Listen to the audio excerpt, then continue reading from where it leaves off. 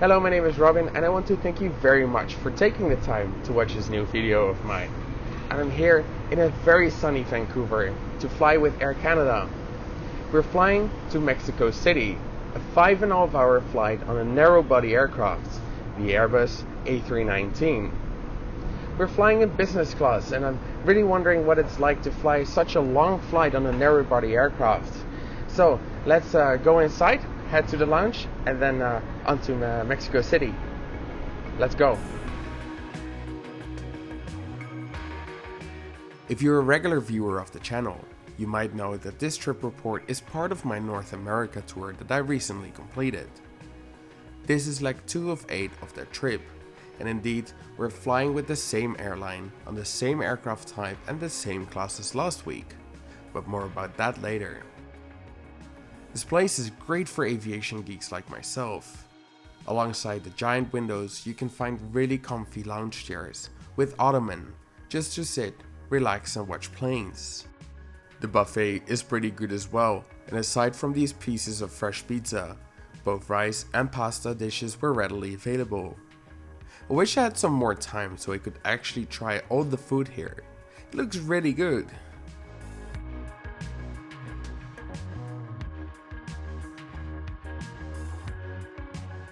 In the center of the lounge, you can find a full service bar where you can have complimentary drinks poured for you. If the bar is too busy or unavailable, you can decide to pour your own drinks too. 6 different types of beer on self-service top is an amazing range, including Guinness. By the way, what do you think of the new Air Canada livery that is slowly appearing on more and more of their aircraft? Be sure to let me know in the poll and the comments down below.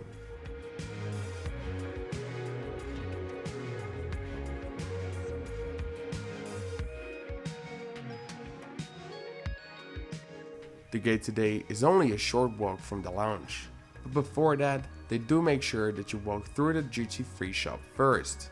But other than that, I'm quite underwhelmed with this concourse of the airport. There's simply not so much to do here, but there is a lot happening with the Air Canada fleet momentarily. The airline is working to phase out the Boeing 767 by the end of this year, and they're getting rid of the Embraer 190 fleet.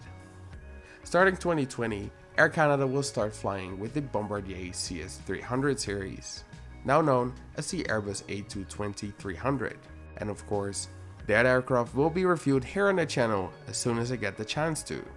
But it is the A319 that will have to leave the fleet in order to make room for the A220. It also just happened to be my itinerary to have 2 consecutive flights with this plane, and it's a great way to compare the short and medium haul use of it. On my first flight last week, I was seated on the bulkhead seat 2A. Usually I'm not a fan of bulkhead seats as they restrict legroom. That, however, was one of the roomiest seats that I've ever tried. For this 5-hour flight to Mexico City, I chose seat 3F. After takeoff, we'll have a look at the features of the seat and what service you get on this long flight on a narrow-body aircraft.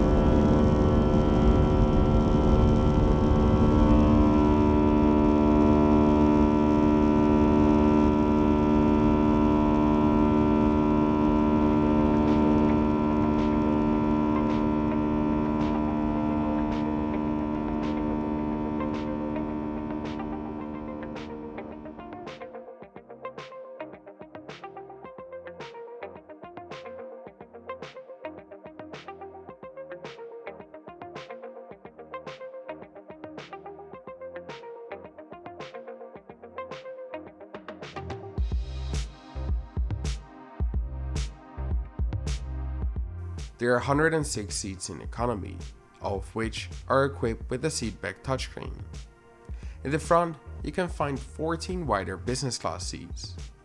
The in-flight entertainment systems are identical in both business and coach and have a USB port to charge your phone with. The screen can be rotated slightly for a better viewing angle, but not enough when the seat in front of you is completely reclined like here.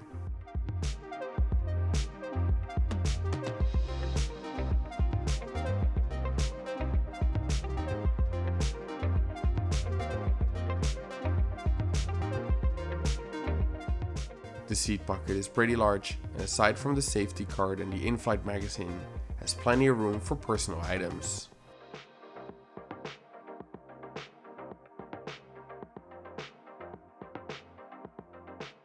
The legroom, even though the seat in front was completely reclined, is still plenty here.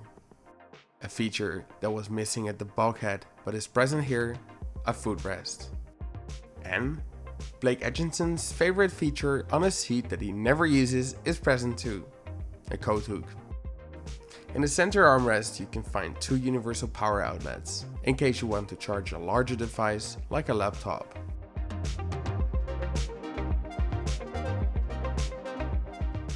Meal service started pretty quickly. Less than half an hour after takeoff, the cabin crew started with a hot towel, a drink, and some warm nuts.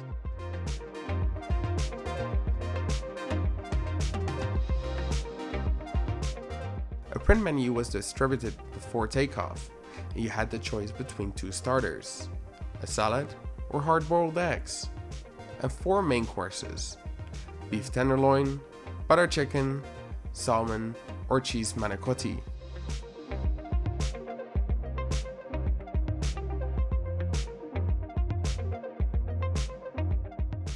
And lastly, a dessert with choice between fruit or a cookie and ice cream.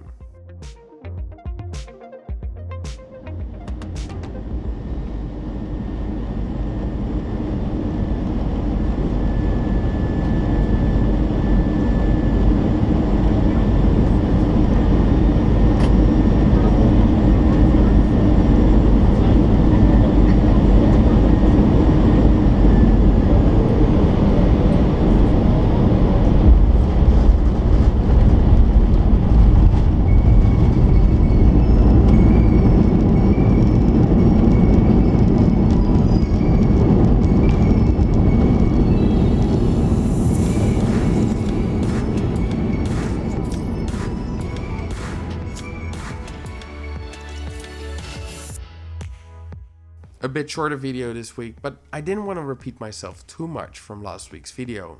Being from Europe myself, I'm used to flying short distances with narrow body aircraft and long haul flights with wide bodies.